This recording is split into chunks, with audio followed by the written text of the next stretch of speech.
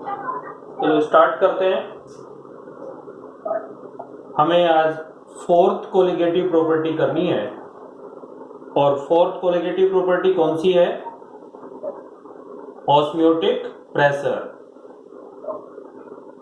ऑस्मियोटिक pressure, ये ऑस्मियोटिक pressure क्या होता है इससे पहले हमें पता होना चाहिए कि ऑस्मियोसिस होता क्या है। ऑस्मियोसिस एक फिनोमिना है जिसमें हम एसपीएम सेमी परमेबल मेम्ब्रेन का यूज करते हैं। और सेमी परमेबल मेम्ब्रेन एक स्पेशल टाइप की मेम्ब्रेन होती है। मेम्ब्रेन का मतलब होता है फिल्टर। मेम्ब्रेन का मतलब फिल्टर, तो ये एक स्पेशल टाइप का फिल्टर होता है, तो जिसमें सोल्यूट के पार्टिकल्स तो रुक जाते हैं लेकिन सोलवेंट के पार्टिकल्स को ये अलाउ करता है। ठीक है, तो सोल्यूट के पार्टिकल्स को रोक देता है and it allow to the solvent particles. मतलब सेमी परमेबल मेम्ब्रेन से सोलवेंट के पार्टिकल्स तो पास हो जाएंगे लेकिन सोल्यूट के पार्टिकल्स रुक जाएंगे, तो ये सेमी परमेबल मेम्ब्रेन होती है।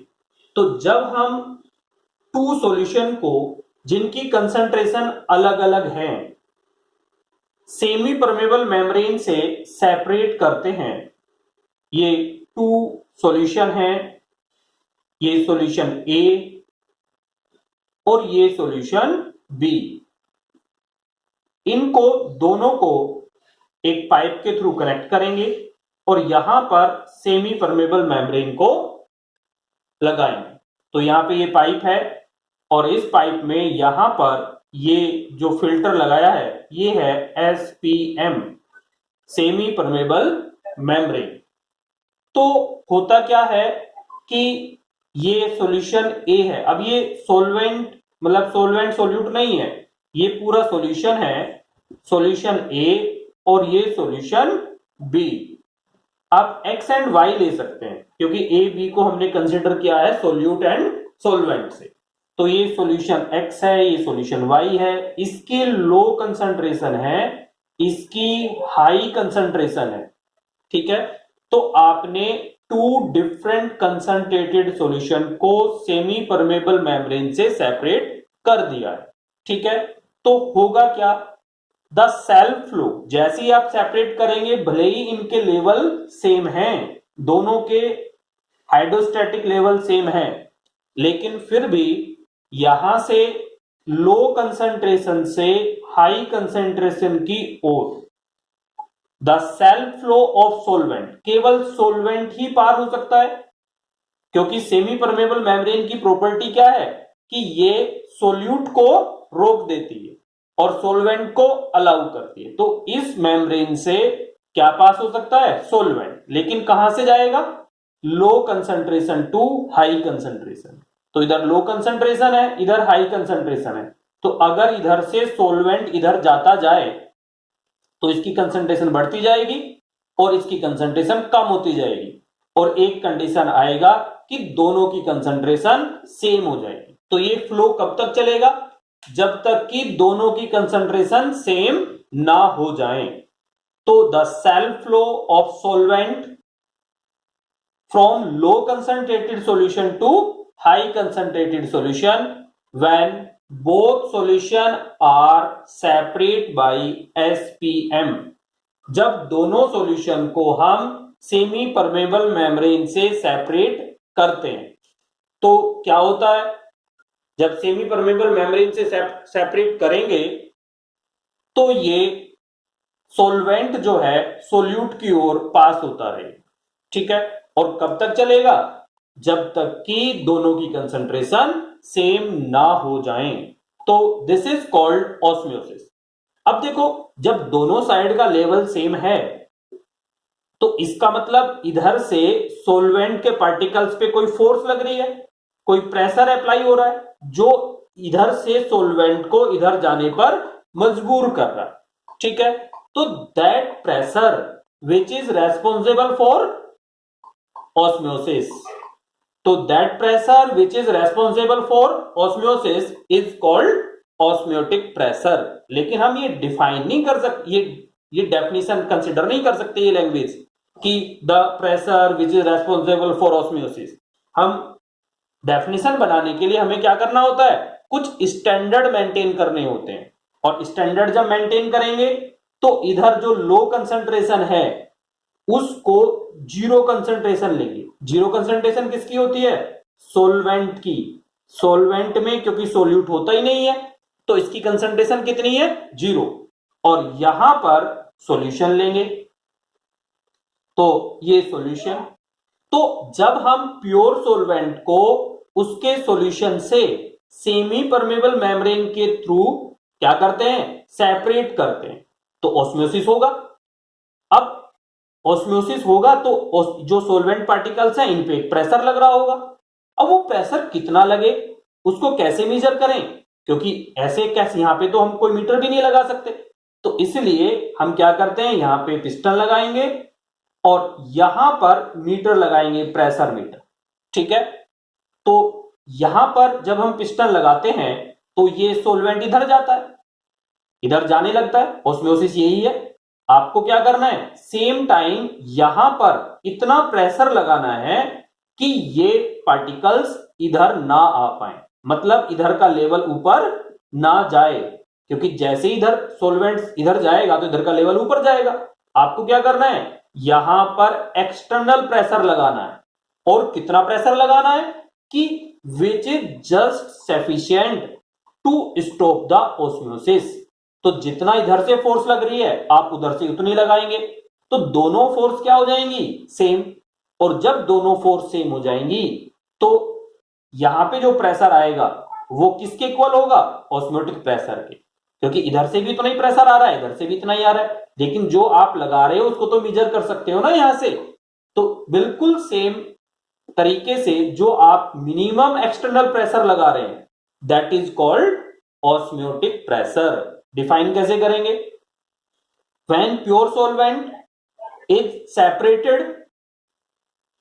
separated to its solution with semi permeable membrane, then the minimum pressure required on solution side, हमें किस साइड में चाहिए, सॉल्यूशन साइड में, which just sufficient to stop the osmosis। अगर आप ज्यादा लगा दोगे तो उल्टा हो जाएगा, तो वो ऑस्मियोटिक प्रेशर नहीं है, which is just sufficient to stop the osmosis is called osmotic pressure। तो हमने क्या बताया, द व्हेन, पहले तो कंडीशन बताएंगे, when pure solvent is separated to its solution with semi permeable membrane, ठीक है, then the minimum pressure required to stop the osmosis on solution side, the minimum pressure required to solution side which is just sufficient to stop the osmosis is called osmotic pressure। तो इसको हम osmotic pressure बोलते हैं। अब जैसे ही अगर ये solution A है, ये सॉल्यूशन B है, अभी हमने बताया था कि सॉल्यूशन A से, अभी तो सॉल्वेंट लिया हुआ है, अगर ये सॉल्यूशन है ये भी सॉल्यूशन है, तो ये कब तक ऑस्मोसिस चलता है, जब तक कि दोनों की कंसंट्रेशन इक्वल ना हो जाए। अगर यहां पे दोनों की कंसंट्रेशन इक्वल होंगी तो इनके बीच में कोई ऑस्मोसिस नहीं होगा, तो दोनों का प्रेशर सेम होगा, तो उसको हम बोलते हैं आइसोटोनिक। ऐसे solution which have the same concentration, ऐसे solution which have the same concentration, जिनकी कंसंट्रेशन क्या होगी, सेम होगी। तो if both solution are separate with semi permeable membrane, no osmosis takes place, that type of solution are called isotonic solution। तो isotonic solution कौन से होते हैं, जिनकी कंसंट्रेशन सेम होती है, जिनके ऑस्मोटिक प्रेशर सेम होंगे, तो ऑस्मोसिस चलेगा ही नहीं, क्योंकि इधर से भी उतनी फोर्स आएगी, उधर से भी उतनी फोर्स आएगी, तो सेम फोर्स की वजह से, सेम प्रेशर की वजह से ऑस्मोसिस नहीं हो पाएगा, इसीलिए that type of solution are called isotonic. ऐसे ही दूसरे टाइप के सॉल्यूशन होते हैं हाइपरटोनिक, हाइपर, और एक होते हैं hypo, hypo, hypertonic and hypotonic. तो हाइपरटोनिक, हाइपर हमेशा कौन सा होता है, ज्यादा वाला, और हाइपो कम वाला। तो अगर यहां पे सॉल्यूशन ए है, ये सॉल्यूशन बी है, ए की कंसंट्रेशन, जिसकी कंसंट्रेशन कम होगी, ठीक है, उसका प्रेशर ज्यादा होगा, जिसकी कंसंट्रेशन कम होगी उसका प्रेशर ज्यादा होगा, ठीक है, उसको हम बोलते हैं हाइपरटोनिक। क्या बोलेंगे उसको, हाइपरटोनिक। और जिधर कंसंट्रेशन ज्यादा होगी उसका प्रेशर कम होगा, तो उसको बोलेंगे हाइपोटोनिक। तो यहां पर ये टर्म्स यूज होते हैं, आइसोटोनिक, हाइपरटोनिक एंड हाइपोटोनिक। तो हाइपरटोनिक जिसका ऑस्मोटिक प्रेशर ज्यादा होगा, हाइपोटोनिक जिसकी कंसंट्रेशन ज्यादा होगी और प्रेशर कम होगा। देखो भाई, जो ये ऑस्मोसिस है ये आइडियल गैस इक्वेशन को फॉलो करता है, और आइडियल गैस इक्वेशन कौन सी होती है, PV equals to nRT, PV equals to nRT। तो इस इक्वेशन को फॉलो करता है। बस यहां पे प्रेशर को हम P से रिप्रेजेंट कर सकते हैं, लेकिन एनसीईआरटी के अंदर P को पाई से रिप्रेजेंट किया हुआ है, pi V equals to nRT।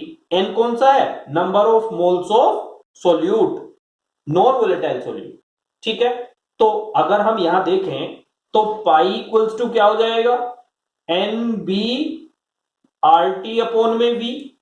अगर ये वॉल्यूम कांस्टेंट है, टेम्परेचर कांस्टेंट है, तो ये पूरा कांस्टेंट हुआ, तो इसका मतलब क्या हो जाएगा, पाई डायरेक्टली प्रोपोर्शनल टू B। और NB क्या चीज होता है, number of moles, number of moles बोले तो नंबर ऑफ पार्टिकल्स। और आपको बताया था मैंने कि जो प्रॉपर्टी नंबर ऑफ पार्टिकल्स पे डिपेंड करेगी, मतलब नंबर ऑफ मोल्स पे डिपेंड करेगी, उसको हम कोलिगेटिव प्रॉपर्टी बोलते हैं। तो अगर पूछा जाए is osmotic pressure is a colligative property, तो आपको क्या बताना है, PV इक्वल्स टू nRT से, यहां से स्टार्ट करोगे, बल्कि इसको छोड़ दोगे, पाई से यूज करोगे, pi V equals to NBRT। तो at constant volume and temperature pi directly proportional to NB, और लिख देंगे फिर hence it is a colligative property. अब यहां पे देखो इस वाली इक्वेशन से, NB अपॉन में V, number of moles upon में volume of the solution, number of moles upon में वॉल्यूम। तो मोल, वॉल्यूम क्या होता है, लीटर, मोल पर लीटर क्या होती है, कंसंट्रेशन। तो पाई इक्वल्स टू CRT, ये फॉर्मूला लगाएंगे, वेयर C क्या है, C equals to NB upon में V, where C equals to NB upon में V, NB अपॉन में V, number of moles upon में वॉल्यूम। तो C equals to NB upon में V, तो ये कंसंट्रेशन होती है, तो पाई इक्वल्स टू CRT। और फिर से अगर हमें मोलिकुलर मास को डिटरमाइन करना हो, क्योंकि जितनी भी कोलिगेटिव प्रॉपर्टी है उन सब से हम क्या करते हैं, मोलिकुलर मास को डिटरमाइन करते हैं। तो डिटर्मिनेशन ऑफ मोलिकुलर मास,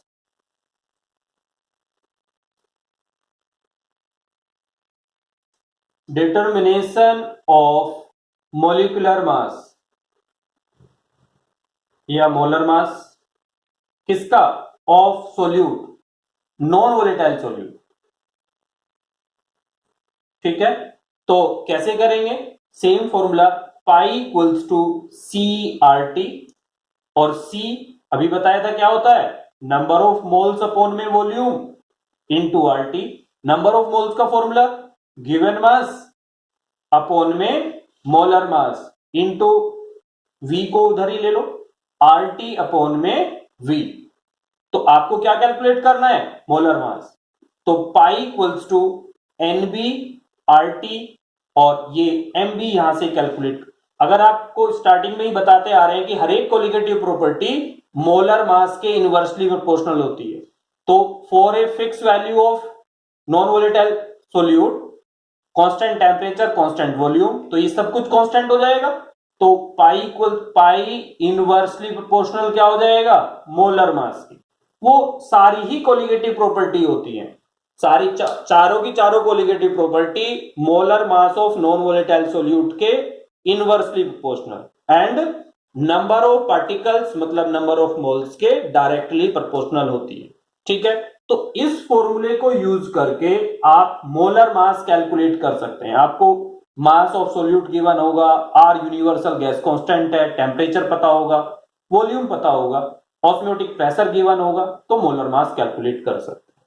यहां पर एक क्वेश्चन फ्रीक्वेंटली पूछा जाता है कि osmotic pressure method is more preferable other than colligative property to determine the molar mass. ठीक है, जो चारों कोलिगेटिव प्रॉपर्टी हैं उन सब में सबसे ज्यादा प्रेफरेबल ऑस्मोटिक प्रेशर मेथड होता है। तो ऑस्मोटिक प्रेशर मेथड को ज्यादा प्रेफर क्यों करते हैं, उसका रीजन क्या है। ठीक है, तो क्या रीजन है, बहुत इंपॉर्टेंट क्वेश्चन है, बार बार पूछा जाता है। तो हमेशा हर एक बार कुछ ना कुछ ये इसमें से क्वेश्चन जरूर आता है कि ऑस्मोटिक प्रेशर मेथड को ज्यादा प्रेफर क्यों करते हैं। तो जिसका रीजन है कि जो ऑस्मोटिक प्रेशर होता है इसका मैग्नीट्यूड ज्यादा होता है। Osmotic pressure method have more magnitude.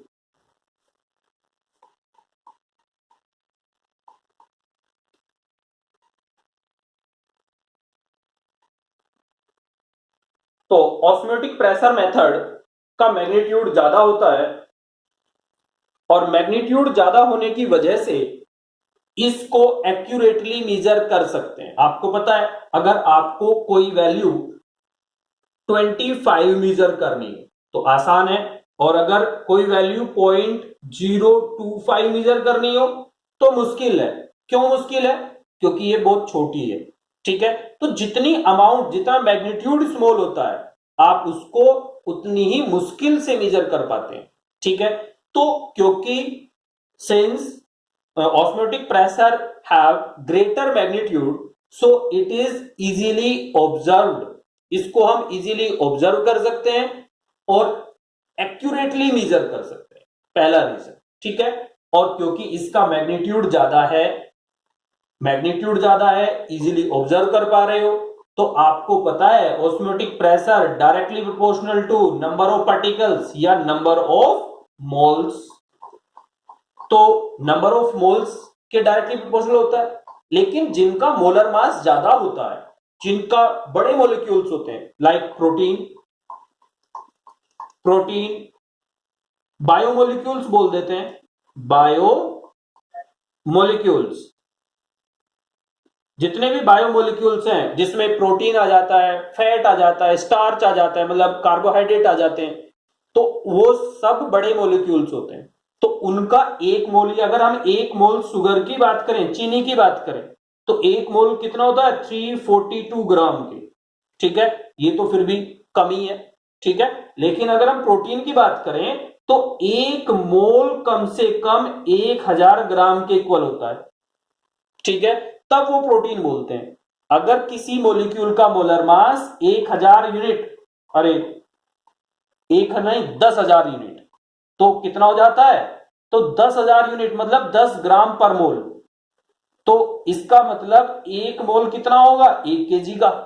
तो 1 केजी तो डिजोल्व नहीं करोगे, आपको सॉल्यूशन बनाना होगा तो कितना करोगे, 1 ग्राम 2 ग्राम, तो कितने मोल होगा इसमें, पॉइंट में जाएगा मोल, 0.001 ऐसे या 0.01 ऐसे मोल डिजोल्व करोगे। और जब इतनी कम मोल डिजोल्व करोगे तो नंबर ऑफ मोल्स कम होंगे तो मैग्नीट्यूड भी कम होगा। तो इसीलिए क्योंकि इसका मैग्नीट्यूड पहले से ही ज्यादा होता है, तो आप भले ही ये बायोमोलिक्यूल्स हो, भारी मोलिक्यूल हो, ठीक है, उनके लिए भी आप इनको इस्तेमाल कर सकते हैं। मतलब osmotic pressure can be useful for biomolecules due to having more magnitude. ठीक है, तो इसका मैग्नीट्यूड ज्यादा होने की वजह से भी इसको हम बायोमोलिक्यूल्स के लिए भी यूज या एप्लीकेबल कर सकते हैं। जबकि अगर आप delta TB elevation in boiling point की बात करें एलिवेशन इन फ्रीजिंग पॉइंट की बात करें तो ये थोड़ा मुश्किल होता है, क्योंकि इनका मैग्नीट्यूड कितना होता है, सपोज करो पानी का बॉइलिंग पॉइंट कितना है 100 डिग्री सेल्सियस, यही होता है। आपने नॉन वोलेटाइल सॉल्यूट मिक्स किया तो कितना हो गया 100.01 डिग्री सेल्सियस। तो कैसे मेजर करोगे इतना, तो आपको थर्मामीटर में लगेगा कि कहीं हम गलत तो नहीं मेजर कर रहे थे, सेम सा ही दिखाई देगा, ठीक है। तो इसलिए इन कोलिगेटिव प्रॉपर्टी को हम अच्छी तरीके से यूज नहीं कर सकते, क्योंकि इनका मैग्नीट्यूड बहुत ही कम है। डेल्टा टीबी कितना आएगा, इसमें से इसको माइनस कर लो तो 0.01 डिग्री सेल्सियस। तो इसलिए क्योंकि ये वैल्यू कम है, वैल्यू कम होने की वजह से इसको मेजर करना आसान नहीं होता। तो ऑस्मोटिक प्रेशर के यही यूजेस हैं कि हम इनको एक्यूरेटली मेजर कर पाते हैं। और रीजन क्या है, रीजन है इसका मैग्नीट्यूड का ज्यादा होगा। दूसरा रीजन क्या है, सेकेंड रीजन, ये तो सब मैग्नीट्यूड पर ही बेस्ड था। दूसरा रीजन है कि ऑस्मोटिक प्रेशर रूम टेम्परेचर पर मेजर किया जाता है, जबकि आप बॉइलिंग पॉइंट देखेंगे तो बॉइलिंग पॉइंट में क्या होता है, बॉइल करना पड़ेगा। मेल्टिंग पॉइंट सॉरी इसमें फ्रीजिंग पॉइंट पे देखोगे तो आपको फ्रीजर में रखना पड़ेगा, फ्रीज करना पड़ेगा। तो दोनों ही कंडीशन में आपको रूम टेम्परेचर नहीं, आपको ये तो गर्म करना है या फिर कूल करना है। लेकिन ऑस्मोसिस जो होता है वो रूम टेम्परेचर पर चलता है, इसीलिए आपको हीट या कूल करने की जरूरत नहीं होती। और तीसरा इसमें क्या फायदा होता है कि बाकी जितनी भी कोलिगेटिव प्रॉपर्टी हैं जैसे डेल्टा टीबी मोलैलिटी पे डिपेंड करती है, ठीक है। जबकि ऑस्मोटिक प्रेशर में हम मोलैरिटी लेते हैं, क्या लेते हैं, मोलैरिटी, मोल पर लीटर सॉल्यूशन, ठीक है। तो ये इसके बेनिफिट हैं और डिफरेंस भी हैं। तो ऑस्मोटिक प्रेशर मेथड को ज्यादा प्रीफर किया जाता, ठीक है। इसके बाद नेक्स्ट टॉपिक और लास्ट टॉपिक इसमें आता है आपका abnormal molar mass. Abnormal molar mass, तो ये एबनॉर्मल मोलर मास क्या होता है,